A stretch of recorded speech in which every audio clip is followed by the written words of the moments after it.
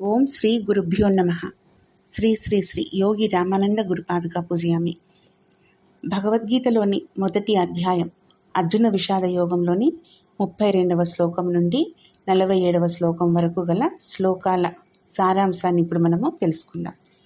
32వ శ్లోకమైనటువంటి నా కాంక్షే విజయం కృష్ణ నచ రాజ్యం సుఖాని చ కిం నో రాజ్యేన గోవింద కిం భోగైర్జీవితేన వా. ఈ శ్లోకం నుండి 47వ శ్లోకము. ఏవ ముక్త్వార్జునః సంఖ్యే రథోపస్థముపావిశత్ విసృజ్య ససరం చాపం శోక సంవిఘ్నమానసః. ఈ శ్లోకాల మధ్యలో ఉన్నటువంటి శ్లోకాలన్నీ సారాంశాన్ని ఇప్పుడు మనము తెలుసుకుందాం. అర్జున విషాద యోగం. అర్జునుడు మనస్సు సంఘర్షణలో ఉన్నందున అతను తన ఆలోచనలను అన్నింటినీ కూడా కృష్ణుడి వైపుకు పంపడానికి ముందుకెళ్తాడు. ప్రాథమికంగా అతను తన ఆత్మవిశ్వాసాన్ని తిరిగి పొందడానికి ఇలా చేస్తాడు. మన దైనందిన జీవితంలో మనకు మానసిక దుఃఖం ఉంటే దాన్ని మనకు దగ్గరగా ఉన్న వారితో పంచుకోవడం అనేది సర్వసాధారణంగా జరుగుతూ ఉంటుంది. తద్వారా మనము ఉపశమనం పొందుతాం. ఇప్పుడు అర్జునుడి పరిస్థితి కూడా అదే విధంగా ఉంది. అతను కృష్ణుడి భుజాలపై పడి ఏడుస్తున్నాడు. అర్జునుడు ఇలా కొనసాగిస్తున్నాడు. మనము ఎవరి కోసం ఈ యుద్ధం చేస్తున్నామో వారు ఇక్కడ ఉన్నారు మరియు వారి భౌతిక ఆనందాన్ని, సుఖాలను మరియు వారి జీవితాలను త్యాగం చేయడానికి సిద్ధంగా ఉన్నారు. ఓ మధుసూదన, వారు నన్ను చంపాలని అనుకున్నప్పటికీ నేను 3 లోకాలను పొందినా వారిని తొలగించాలని నేను కోరుకోవడం లేదు. ఈ ధృతరాష్ట్ర కుమారులను చంపడంలో మనము ఎంత ఆనందాన్ని పొందుతాము. ఓ జనార్దన, మనం వారిని చంపితే పాపం మాత్రమే వస్తుంది. వారిని చంపడం సమర్థనీయం కూడా కాదు. మాధవ, మన స్వంత బంధువులను చంపడం ద్వారా మనం ఎలా ఆనందాన్ని పొందగలం? అర్జునుడు కృష్ణుణ్ణి 3 వేర్వేరు పేర్లతో సంబోధించాడు. ఇక్కడ కృష్ణుడు మధు అనే రాక్షసుణ్ణి చంపినందున అతన్ని మధుసూదనుడు అని పిలుస్తారు. రాక్షసులను ఉపయోగించినప్పుడల్లా, అంటే ఆధ్యాత్మిక అజ్ఞానం మరియు అహంకారం, అనుబంధం, కోరికలు మొదలైన వాటితో సంబంధం ఉన్న మానసిక మార్పులు. అన్ని ఇతిహాసాలు ఎల్లప్పుడూ దేవతలు మరియు దేవతలచే రాక్షసులను చంపడాన్ని సూచిస్తాయి. ఇటువంటి లోతైన వివరణలు ఎల్లప్పుడూ సంబంధిత ఇతిహాసం యొక్క నైతికతతో కలిసి ఉంటాయి. తరువాత అతను కృష్ణుణ్ణి జనార్దన అని సంబోధించాడు, అంటే జ్ఞానాన్ని ఇచ్చేవాడు అని అర్థం. తర్వాత అతను కృష్ణుణ్ణి మాధవుడు అని అన్నారు, సంపదను ఇచ్చేవాడు అని సంబోధిస్తాడు. అర్జునుడు కృష్ణుణ్ణి వివిధ పేర్లతో సంబోధిస్తాడు మరియు ఈ పేర్లు ప్రతి ఒక్కటి బ్రాహ్మణ లక్షణాలను సూచిస్తాయి. అర్జునుడు వివిధ పేర్లను ఉపయోగించి కృష్ణుణ్ణి సంతోషపెట్టాలని కోరుకుంటాడు. ఎందుకంటే అతనికి కృష్ణుడి నుండి ఖచ్చితమైన సమాధానం అవసరం. తన ప్రశ్నలు అన్నింటికీ సమాధానం కృష్ణుడి వద్దనే ఉందని అర్జునుడికి ఖచ్చితంగా తెలుసు. కాబట్టి కృష్ణుడు కూడా అర్జునుడి గురువే. అర్జునుడు యోధుల తరగతికి చెందినవాడు మరియు శత్రువులను చంపడం అతనికి పాపం కాదు. రాజ్యాలను సొంతం చేసుకోవడం వంటి భౌతిక ఆనందం యోధుల తరగతికి చెందింది.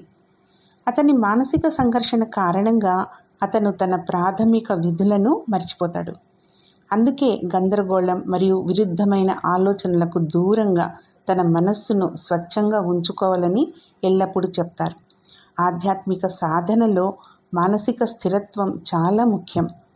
మన స్పృహ స్థాయిని కింది స్థాయిల నుండి ఉన్నత స్థాయిలకు తరలించడానికి మనస్సు ఉపయోగించబడుతుంది. ముఖ్యంగా అర్జునుడు తనను చంపడానికి ప్రతిజ్ఞ చేసిన శత్రువులను నాశనం చేయాలని అనుకోడు. ఈ ఆలోచన అర్జునుడికి రాదు. ఒక వర్గ యోధుడు అతను దాదాపు త్యాగం అంచుకు వెళ్తాడు. ప్రతికూల ఆలోచనలు ఉంటే ఆధ్యాత్మికతలో పురోగతి గణనీయంగా ఉండదు. కానీ దురదృష్టవశాత్తు ఇది అర్జునుడి మనస్సు యొక్క స్థితి. నిజమైన త్యాగం అంటే విలాసాలు మరియు సుఖాలకు కట్టుబడి ఉండకపోవటం మరియు వాటిని వదులుకోవడానికి ఎవరూ నిరోధించరు. వేదాలు బోధించేది ఆనంద వస్తువుల నుండి విడిపోవడమే.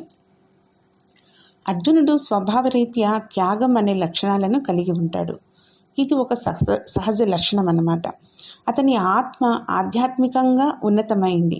గొప్ప కష్ట సమయాల్లో కూడా ఆధ్యాత్మికంగా అభివృద్ధి చెందిన వ్యక్తి సాధారణ మనిషిగా మారగలడని అర్జునుడి పరిస్థితి వివరిస్తోంది ఇక్కడ. ఆధ్యాత్మికతలో పురోగతి స్థిరీకరించబడాలి. తన శత్రువులను నిర్మూలిస్తే పాపం చేస్తానని అర్జునుడు అంటాడు. ఈ నియమము తరగతికి లేదా యోధులకు వర్తించదు.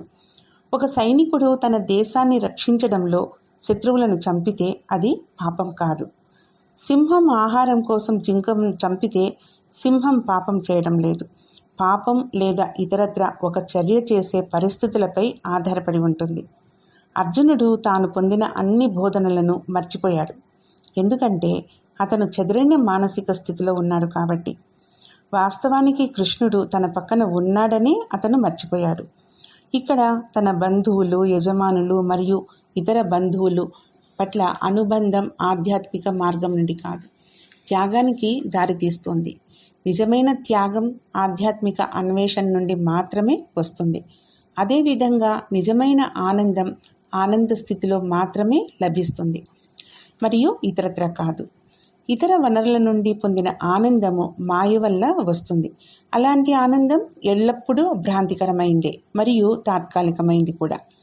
ఆనంద దశకు చేరుకోవడానికి మనస్సు ఆలోచనల నుండి విముక్తి పొందాలి. ఇక్కడ అర్జునుడి విషయంలో అలా కాదు. అర్జునుడు కృష్ణుణ్ణి ఉద్దేశించి ఇలా అన్నాడు: వారి దురాశ ప్రధానమైంది కాబట్టి బంధువుల హత్యలు మరియు స్నేహితులపై నేరాలు చేయడం వల్ల కలిగే పాపాలను వారు గ్రహించలేరు.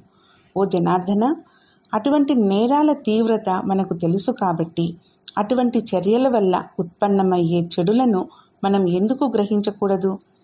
రాజవంశం నాశనం కావడంతో వంశ పారంపర్య సాంప్రదాయాలు కూడా నాశనం అవుతాయి. అటువంటి పరిస్థితిలో మొత్తం రాజవంశం యొక్క సద్గుణాలను మించి పాపాలు ఆధిపత్యం చెలాయిస్తాయి. అర్జునుడు తన రాజవంశం సంక్షేమంపై నిజంగా ఆసక్తి కలిగి ఉన్నట్లుగా కనిపిస్తోంది. అర్జునుడి ఉద్దేశం యుద్ధంలో ముందుకు సాగడం కాదు. అతను తన యజమానులను మరియు బంధువులను చంపాలని కోరుకోడు. తద్వారా తన రాజవంశంలో పెద్ద విధ్వంసం సృష్టించాలని కోరుకోడు. ఇప్పటికే అర్జునుడి మనస్సు గందరగోళంలో ఉంది మరియు అతను తన జీవితాన్ని త్యజించే స్థాయికి వెళ్ళాడు. కానీ అర్జునుడు ప్రతిపాదించిన వాదన సహేతుకమైందిగా కనిపిస్తోంది. దుష్ట మనసులు సరైన దిశలో ఆలోచించవు లేదా దారుణమైన నేరాలు చేయడం వల్ల కలిగే పరిణామాలను గ్రహించవు అని కూడా అర్జునుడి ప్రకటన ఎత్తి చూపింది. అర్జునుడు మానసిక సంఘర్షణకు గురవుతున్నప్పటికీ అతని ఆలోచనలు కౌరవుల ఆలోచనలకు విరుద్ధంగా లోతైన ఆలోచన నుండి పుడతాయి. తరువాతి వ్యక్తి యొక్క ఏకైక ఆలోచన రాజ్యాన్ని మరియు భౌతిక శ్రేయస్సును చూడటం. సత్యం మరియు ధర్మానికి వ్యతిరేకంగా పోరాడటం ద్వారా భౌతిక శ్రేయస్సును కోరుకునే వ్యక్తి ఎల్లప్పుడూ వినాశకరంగా ఉంటుంది. మరోవైపు ఇతరుల పట్ల శ్రద్ధ పెంచుకుంటే అతను బ్రహ్మాన్ని సులభంగా గ్రహిస్తాడు. చెడు ఆలోచనలు, చెడు అలవాట్లు మరియు చెడు సావాసాల నుండి ఏర్పడతాయి. భౌతిక లాభాల కోరిక కౌరవులను సరైన దిశలో ఆలోచించేలా చేయలేదు. చెడు చర్యలు చేయడం వల్ల కలిగే పరిణామం చివరికి విపత్తుకు దారితీసే కోరికలను అధిగమిస్తుంది. ఆ వస్తువును సంపాదించే చర్యలో ఒకరి స్వంత జీవితంలో ప్రమాదం ఉన్నప్పుడు ఏదైనా సంపాదించడం వల్ల ప్రయోజనం ఏమిటి? అందుకే చెడుగా ఏర్పడిన కోరికలే నాశనానికి కారణమని అంటారు. కౌరవుల పరిస్థితి కూడా ఇదే. అర్జునుడి విషయానికి వస్తే అతను మానసిక సంఘర్షణతో బాధపడుతున్నాడు. చెడుపై మంచి ఎల్లప్పుడూ విజయం సాధిస్తుందని అతను అర్థం చేసుకోలేదు. ఇది అతని మానసిక సంఘర్షణ కారణంగానే. అర్జునుడి దశ ఉన్నత స్థాయి స్పృహ నుండి లౌకిక స్పృహ స్థాయికి జారిపోవడం సాధ్యమని చూపిస్తోంది ఇక్కడ. అర్జునుడు తన వంశం గురించి నిజంగా ఆందోళన చెందుతాడు. అతని తదుపరి ఆలోచనలు ఈ ఆందోళన నుండే పుడతాయి. అర్జునుడు కృష్ణుని ఉద్దేశించి ఇలా అన్నాడు: ఓ కృష్ణ, దుష్టత్వం తల ఎత్తినప్పుడు స్త్రీలు చెడ్డవారవుతారు. ఓ వర్షణ్య, స్త్రీలు అనైతికంగా మారినప్పుడు వంశము కలుషితమవుతుంది. ఒకరి వంశానికి బాధ కలిగించటం మరియు వారి వంశాన్ని నాశనం చేయటం వారిని నరకానికి పంపుతుంది. వారి పూర్వీకులకు ఆహారం మరియు నీటి నైవేద్యాలు నిరాకరించబడతాయి. ఇటువంటి నేరాల ద్వారా వంశ సాంప్రదాయాలు నాశనం చేయబడతాయి మరియు దానితో పాటు వంశం యొక్క ధర్మాలు కూడా పోతాయి. అర్జునుడు కృష్ణుణ్ణి వేర్వేరు పేర్లతో సంబోధిస్తాడు కదా ఇక్కడ. దీనికి కృష్ణుడు అర్జున్ని పిలుస్తూనే ప్రతిస్పందిస్తాడు. ఇక్కడ వర్షణ్యం అంటే బలమైన మరియు శక్తివంతమైంది. చెడు ప్రతి చోట ప్రబలంగా ఉన్నప్పుడు ప్రతి ఒక్కరూ కూడా చెడ్డవారవుతారు. ఒకరి ఆలోచనలను పెంపొందించడంలో ఒకరి సహవాసం ముఖ్యమని మనం ఇంతకుముందే చెప్పుకున్నాం. తన చుట్టూ ఉన్న ప్రతి ఒక్కరూ చెడ్డవారుగా ఉన్నప్పుడు ఒక వ్యక్తి మాత్రమే ధర్మవంతుడు కాలేడు. సముద్రంలో ఒక్క నీటి చుక్క కూడా ఉప్పు రుచి లేకుండా ఉండదు. స్త్రీలను ప్రస్తావించడం ద్వారా అర్జునుడు ఒక వంశం యొక్క మొత్తం సంతానం చెడు ఆలోచనలు మరియు చర్యల ద్వారా కలుషితమవుతుందని ఎత్తి చూపాడు. అటువంటి పరిస్థితిలో యువకులను ధర్మ మార్గంలో నడిపించడానికి ఒక వంశంలో అనుభవజ్ఞులైన పెద్దలు ఉండరు. అర్జునుడు స్త్రీలను ఉపయోగించడం యొక్క వివేకవంతమైన అర్థము మన ఇంద్రియ అవయవాలను సూచిస్తోంది. ఇంద్రియ అవయవాల ద్వారా మాత్రమే మంచి మరియు చెడు గురించి సమాచారాన్ని సేకరించగలడు. ఒక పురుషుడు ఆధ్యాత్మిక మార్గాన్ని అనుసరించాలని అనుకున్నప్పుడు అతను అనుసరించాల్సిన కొన్ని మార్గదర్శకాలు ఉన్నాయి మరియు ఈ మార్గదర్శకాలను పూర్వీకులు నిర్దేశించారు. సంతానం యొక్క మనస్సులు చెడు ఆలోచనలతో చెడిపోతే ఈ మార్గదర్శకాలను పాటించకపోవచ్చనేది అర్జునుడి నిజమైన ఆందోళన. మళ్ళీ అర్జునుడి ఈ ఆలోచనలు అతని గందరగోళ మనస్సు నుండి పుడతాయి. అతని బాహ్య ఇంద్రియ అవయవాలు అతన్ని తప్పుదారి పట్టించడం వల్ల అతని మనస్సు గందరగోళానికి గురవుతుంది. దీనివల్ల అతని అనుబంధం మరియు కోరికలు కలుగుతాయి. అతని బంధువులు మరియు స్నేహితుల పట్ల అతనికి ఉన్న అనుబంధం మరియు తన వంశాన్ని రక్షించుకోవాలనే కోరిక అతని మానసిక సంఘర్షణకు ప్రధాన కారణాలు. అర్జునుడు కృష్ణుడికి తన మనస్సును కుమ్మరించినప్పుడు అతని మానసిక గందరగోళానికి కారణాలు ఒకదాని తర్వాత ఒకటి బయటపడతాయి. పూర్వీకులకు నైవేద్యాల ద్వారా ఆహారం మరియు నీటిని అందించడం అనేది ఒకరి బంధువుల మరణం రోజున చాలామంది అనుసరించే ఆచారం. పూర్వీకులు తమ నేరస్తులు సమర్పించే నైవేద్యాలను అంగీకరించరు కాబట్టి అలాంటి నైవేద్యాలు వారికి చేరవని అర్జునుడు భావిస్తాడు. అటువంటి పరిస్థితిలో పూర్వీకులు తమ సంతానాన్ని శపిస్తారు. ఇది వారి ప్రస్తుత జీవితంలో బాధలు మరియు దుఃఖాలకు దారితీస్తుంది అని తరచుగా చెప్తారు. మన పూర్వీకుల మరణదినాలలో ఇటువంటి వేడుకలు నిర్వహించడం మన పూర్వీకులకు కృతజ్ఞతాస్తుతులు చెల్లించే విధి మరియు ఈ రోజుల్లో వారిని గుర్తుంచుకోవడం. అటువంటి వేడుకలు లేకుండా మనం వారిని గుర్తుంచుకోం. అటువంటి వేడుకలు అవసరమా కాదా అనేది పూర్తిగా భిన్నమైన అంశం మరియు ఈ సమయంలో చర్చ సందర్భం నుండి బయటపడుతుంది. అర్జునుడు తన ఆందోళనలను కృష్ణుడితో పంచుకుంటూనే ఉన్నాడు.